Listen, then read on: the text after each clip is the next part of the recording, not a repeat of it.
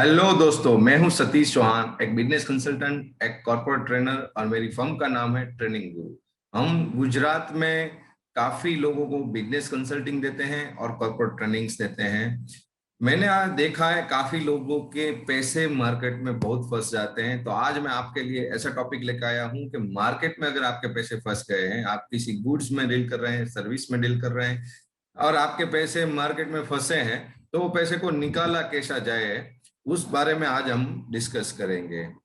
तो पहले जानते हैं कि हमारा पैसा कहाँ कहाँ फंसता है। हमारा पैसा फंसता है डायरेक्ट कस्टमर के पास फंसता है, डिस्ट्रीब्यूटर के पास फंसता है, डीलर के पास फंसता है, कोई फ्रेंचाइजी मॉडल हो तो वहां पे फंसता है, और कोई चैनल पार्टनर मॉडल हो तो वहां पे फंसता है।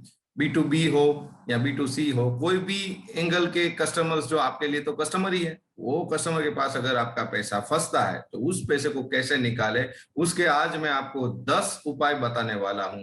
तो ध्यान से देखिएगा ये वीडियो को, और ये उपाय आपको काफी यूजफुल होंगे आपके पैसे निकालने के लिए।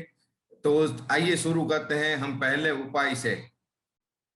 मेरा पहला पॉइंट है, चेक द कस्टमर। आपका जो कस्टमर है उसकी आप हिस्ट्री चेक कीजिए। मतलब कि उसका मार्केट में रेपुटेशन क्या है, वो मार्केट में दूसरे वेंडर या दूसरे सप्लायर जो है उनको टाइम पे पेमेंट कर रहा है कि नहीं कर रहा है, उसका कमिटमेंट लेवल क्या है, वो किस वैल्यू से काम करता है, और लोग उसके बारे में क्या बोलते हैं, दूसरे सप्लायर उसके बारे में क्या बोलते हैं, उसके जो वैल्यू है उसके आपको डायरेक्टली पता चल जाएगा कि ये आदमी के साथ काम करे या ना करे। और अगर आप प्रॉपर हिस्ट्री चेक करेंगे तो आपको सारा कच्चा चिट्ठा उसका जो होगा वो आपके पास होगा। आपके पास होगा तो आपको पता चल जाएगा इसको काम करे तो कैसे करे, कितना उधारी में दे, कितना उधारी में ना दे, और कितनी वैल्यू तक का आपको उसके साथ काम करना है। तो check the history of the customer, that is my first point, that before working with the customer. अगर आपका पैसा फंसना रोकना है तो ये पॉइंट को फॉलो करना पड़ेगा। और मेरा दूसरा पॉइंट जो है पेमेंट आपका फंसने से रोकने के लिए, वो है आपका वेल रिटन कॉन्ट्रैक्ट होना चाहिए। आपने जब उसके साथ डील करनी है तब आपको एक जो कॉन्ट्रैक्ट बनाएंगे उसमें सारी चीजें क्लियरली मेंशन। मतलब कि पहले आप देखिए कि आपका डिलीवरेबल्स क्या है। डिलीवरेबल्स मतलब आप कौन सी चीज उनको सर्विस दे रहे हैं, प्रोडक्ट दे रहे हैं, उसके बारे में डिटेल में लिखा होना चाहिए। दूसरी चीज जो इम्पोर्टेंट है वो टाइम फ्रेम, कि कितने टाइम में क्या होने वाला है वो डिटेल में लिखा होना चाहिए। टाइम फ्रेम आपका बराबर होना चाहिए। अगर कोई डिस्प्यूट होता है ड्यूरिंग द ट्रांजेक्शन और आफ्टर द ट्रांजेक्शन, तो उसको आप कैसे हैंडल करोगे, वो डिस्प्यूट हैंडलिंग जो पार्ट है वो भी आपके इस लेटर में मेंशन होना चाहिए। ये जो कॉन्ट्रैक्ट है उसमें मेंशन होना चाहिए। तो मेरी बात है पॉइंट कि आपकी पेमेंट पेमेंट की एक्सपेक्टेशन क्या है, मतलब वो आपको कब कब कैसे कैसे पेमेंट देगा, वो जो एक्सपेक्टेशन है वो भी उसमें लिखा होना चाहिए। तो मेरा जो दूसरा पॉइंट था वो वेल रिटर्न परफेक्ट कॉन्ट्रैक्ट होना चाहिए। मैंने देखा है काफी लोग बातें करते हैं, फोन पे करते हैं, हो जाएगा, देखा जाएगा, वैसे करके मटेरियल सेंड कर देते हैं। टेक्निकल प्रोडक्ट होती है तो वो भी सेंड कर देते हैं। कई बार काफी लोग मटेरियल दे देते हैं बट कोई किसी भी तरह का कमिटमेंट जो बात हुई है वो कॉन्ट्रैक्ट पे लिखते नहीं। तो वेल रिटन कॉन्ट्रैक्ट जो है वो आपको आपके पैसे डूबने से बचाएगा।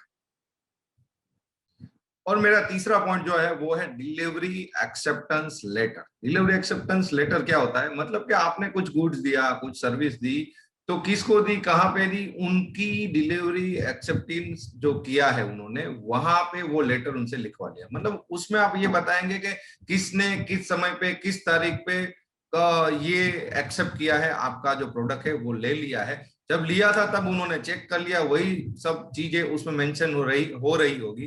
तो बाद में जाके पेमेंट का कोई इश्यू नहीं आएगा। तो डिलीवरी एक्सेप्टेंस लेटर जो है वो सबसे जरूरी है। मैंने यहाँ पे काफी एसएमईज को देखा है, वो किसी भी तरह का डिलीवरी एक्सेप्टेंस लेटर या उसका एक पर्ची या कागज ऐसा कुछ होता नहीं, वो नहीं होता, उसके कारण उसके पैसे फंसते हैं। पैसे जब सामने वाले की नीयत बिगड़ती है तभी जाके प्रोडक्ट की क्वालिटी के ऊपर सवाल होते हैं, प्रोडक्ट की डिलीवरी का टाइम पे ऊपर सवाल होते हैं, उसको कहीं ना कहीं काफी सवाल ना उठे, इसलिए अगर आप अच्छे से डिलीवरी एक्सेप्टेंस लेटर लेते हैं तो उसमें सारी चीज मेंशन होती है। तो वो जब इस तरह के प्रश्न खड़े हो तब आप वो लेटर उनको बता सकते हैं। तो जो ये मेरा तीसरा पॉइंट था, डिलीवरी एक्सेप्टेंस लेटर। और मेरा जो चौथा पॉइंट है वो है proper invoice with return terms and condition. Proper invoice होना चाहिए। कई बार मैं देखता हूँ इनवॉइस ही प्रॉपर नहीं होता, उसमें terms and condition properly mention नहीं की होती।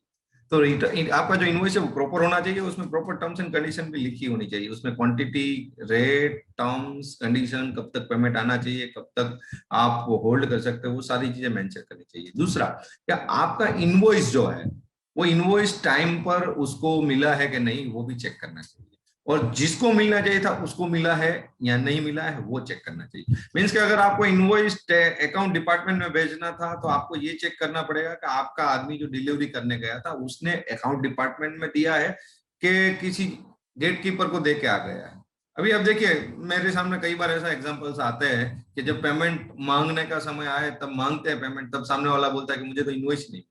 ऐसा होता है जनरली, क्योंकि हमारा ऑटो रिक्शा वाला या हमारा टेम्पो वाला उसके यहाँ डिलीवरी करने गया, तब उसको जो गेट कीपर था उसको इनवॉइस दे दिया। वो गेट कीपर है, अभी देखिए कि 2-3 दिन की छुट्टी पे सपोज चला गया है और यहाँ कहीं पे कुछ पर्सनल प्रॉब्लम के कारण आ नहीं रहा है, और उसने इनवॉइस अगर अकाउंट डिपार्टमेंट में सबमिट नहीं करवाया तो आपका पेमेंट अटका हुआ होगा, क्योंकि अकाउंट डिपार्टमेंट वाला वो बोलेगा कि मेरे को तो मिला ही नहीं। तो जैसे ही आपका गुड्स जाता है वो इनवॉइस प्रॉपर होना चाहिए, और जिसको मिलना चाहिए उसी को मिला है कि नहीं वो भी आपको चेक करना पड़ेगा। तो ये थे मेरा चौथा point, proper invoice with proper terms and condition. और अगर आपका अभी इनवॉइस पहुंच गया है, आपका मटेरियल पहुंच गया है या सर्विस आपने दे दी है, तो आपका जो मेरा पांचवा पॉइंट है वो है रेगुलर फॉलोअप्स। रेगुलर फॉलोअप्स मतलब regular return follow up. Return follow up लिया जाता है ईमेल से या आपका व्हाट्सएप से। आजकल व्हाट्सएप से चलता है, बट पहली प्रायोरिटी जो है वो ईमेल से फॉलोअप कीजिए। आप पेमेंट का फॉलोअप जो भी करें उसके लिए जो भी लिखना है वो लिख कर फॉलोअप करिए। अगर आपने अगर लिख के फॉलोअप किया होगा तो वो आपको बहुत काम आएगा, बहुत काम आएगा। अगर कुछ भी प्रॉब्लम होती है, कोई डिस्प्यूट होता है, कोई लीगल आपको फिर एक्शन लेना पड़ेगा, तब आपको डेट एंड टाइम सब कुछ वहां से मिल जाएगा, अगर आपने रिटर्न में फॉलो किया है ईमेल से या व्हाट्सएप से। पहली प्रायोरिटी ईमेल से ही कीजिए, ज्यादातर कम्युनिकेशन ईमेल से कीजिए अपने सारे क्लाइंट्स के साथ। क्लाइंट से रिटर्न में किए गए कम्युनिकेशन है वो आपको काफी हेल्पफुल रहते हैं आपका पेमेंट बचाने के लिए। छठा मेरा जो पॉइंट है वो भी बहुत इंपॉर्टेंट, हैंडल डिस्प्यूट प्रोफेशनली। यानी कि आपका उसके साथ कोई झगड़ा होता है तो उसको प्रोफेशनली हैंडल करना पड़ता है। अगर आप प्रोफेशनली हैंडल नहीं करेंगे और धाक धमकी या कुछ कोई रॉन्ग वे यूज किया या गलत लैंग्वेज यूज की तो आपका पैसा फंस सकता है। इसलिए जब भी आपका कोई प्रॉब्लम होता भी है तो प्रोफेशनली आप उस चीज को हैंडल कीजिएगा। जैसे कि मान लीजिए कि अगर आपने उसके साथ कोई रफ भाषा में बात की तो ऑब्वियसली आपको ज्यादा दिक्कत होगी वो पैसे निकालने के लिए। और पहले ये भी चेक कीजिए कि आपने जो उसके साथ प्रॉब्लम हुई है, डिस्प्यूट हुआ है, वो किस कारण हुआ है, आपका पैसा क्यों अटका है। कई इंटरनल कारण हो सकते हैं, कई बार आपके आदमी ने उसके आदमी के साथ कुछ गलत व्यवहार कर दिया, आपके सर्विस प्रोवाइडर ने उसके यूजर्स को कुछ प्रॉपर सर्विस नहीं दी, किसी भी तरह का कारण हो सकता है। तो पहले इंटरनली चेक कीजिए, इंटरनली चेक करने के बाद आप प्रोफेशनली वो इश्यू को हैंडल कीजिए। आप उसके साथ जो वर्बल, वोकल, विजुअल किसी भी तरह का कम्युनिकेशन कर रहे हैं, रिटर्न ईमेल से कम्युनिकेशन कर रहे हैं, व्हाट्सएप पे कम्युनिकेशन कर रहे हैं, तो आपका जो टोन होना चाहिए वो प्रोफेशनल होना चाहिए, सॉफ्ट होना चाहिए, जिससे आपको उसके पास से पेमेंट निकलवाने के लिए बहुत ईजी रहे। तो मेरा छठा पॉइंट था हैंडल डिस्प्यूट प्रोफेशनली। ये पॉइंट आपको काफी यूजफुल रहेगा। बात सीधी सी और सिंपल सी है, बट इंप्लीमेंटेशन करना बहुत बहुत जरूरी है। और पेमेंट जल्दी लाने के लिए मेरा सातवां पॉइंट है incentivize the early payment. Incentivize the early payment का मतलब है कि अगर वो आपको जो आपने मुद्दत नक्की की है, जब तक आपको उसको पास से पेमेंट आना था उससे पहले अगर वो पेमेंट देता है तो कुछ छोटा मोटा इंसेंटिव दे दीजिए। 1% दे दीजिए, 2% दे दीजिए, जिस तरह का आपका मार्जिन है उसके ऊपर से आप डिसाइड करके उसको वो इंसेंटिव अगर डिसाइड कर देते हैं। डिस्काउंट नहीं है, देखिए ये डिस्काउंट से अलग चीज है। आपकी डील हो चुकी है, उसके बाद भी अगर आप चाहते हैं कि उसको अर्ली वो पेमेंट करे, तो आप उसका इंसेंटिव थोड़ा दे दीजिए, और वो क्लियरली रिटर्न में उसको ईमेल के थ्रू या वेब अगर देते हैं आप, और उसको दिखाते हैं कि अगर तुम इतना जल्दी पेमेंट करोगे तो हम आपको ये इंसेंटिव देंगे, तो ये स्कीम वर्क करती है। और उससे कई, आज सब लोग व्यापारी है, व्यापारी जो है वो अपना एक एक पैसा कहाँ बचता है वो ऑब्वियसली देखता रहता है। तो सामने वाला व्यापारी जो है, अगर कुछ उसको अच्छा इंसेंटिव मिल रहा होगा, तो डेफिनेटली वो आपका पेमेंट जल्दी दे सकता है। तो छठा, सातवां पॉइंट था मेरा, इंसेंटिवाइज द अर्ली पेमेंट, मतलब अर्ली पेमेंट करता है उसको कुछ अच्छा इंसेंटिव दीजिए।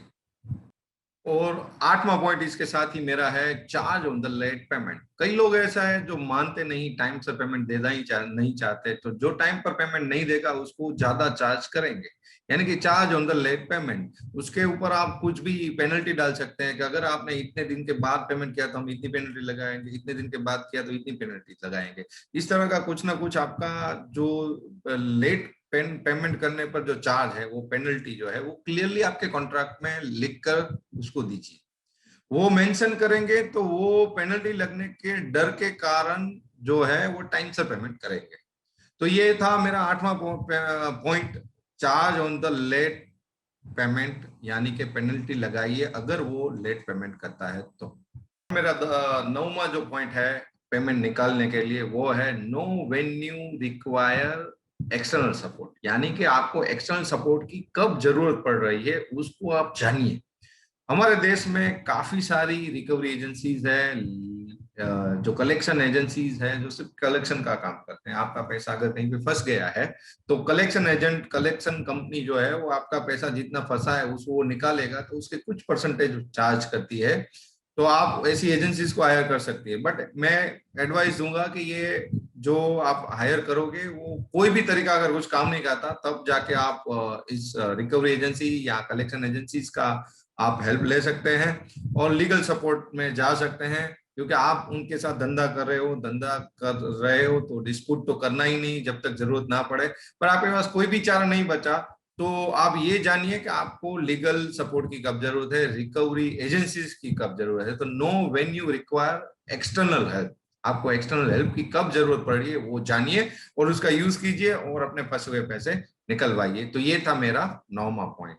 और आगे चलते हैं, हम देखते हैं 10वां पॉइंट। और हमारा 10वां पॉइंट जो है वो है relationship building, relationship and reputation building. अगर आपकी मार्केट में रिलेशनशिप अच्छी है लोगों से, कस्टमर से, नेटवर्क में, तो आपका पैसा जल्दी आ सकता है। दूसरा पॉइंट है रेपुटेशन। आपकी मार्केट में रेपुटेशन इतनी अच्छी है, बहुत ही अच्छी रेपुटेशन है, कि सामने वाले को आपकी जरूरत पड़ेगी ही पड़ेगी। सामने वाले के आपके रिलेशन और कांटेक्ट इतने बड़े कि सामने वाले को आपके रिलेशन और कांटेक्ट से डरना पड़ेगा, या उसको शर्म आएगी। तो आपकी रिलेशन और रेपुटेशन अच्छी होगी तो भी आपका जो पैसा है वो जल्दी से आ जाएगा। तो ये थे मेरा 10वां point, relation and reputation building will give you money जल्दी से। तो ये थे जो 10 पॉइंट, काफी काम आएंगे किसी के भी पेमेंट अगर मार्केट में फंसा है और उसको निकालने के लिए। तो मैं आपसे रिक्वेस्ट करूंगा कि ये वीडियो ज्यादा से ज्यादा लोगों को, उन लोगों को फॉरवर्ड कीजिए जिसके मार्केट में पैसे फंसे हुए हैं। और अगर आप तक आपने अभी हमारा चैनल सब्सक्राइब नहीं किया तो हमारा चैनल सब्सक्राइब कीजिए, लाइक कीजिए, शेयर कीजिए, कमेंट्स कीजिए, और प्लीज चैनल सब्सक्राइब कीजिए। और कोई भी तकलीफ हो, बिजनेस में प्रॉब्लम्स आपको है, तो हमारी हेल्प लीजिए। हमारा कॉन्टेक्ट नंबर्स आपको नीचे कमेंट बॉक्स में मिल जाएगा। इसी के साथ ही मिलते हैं नेक्स्ट वीडियो में। Till then, bye bye, thank you.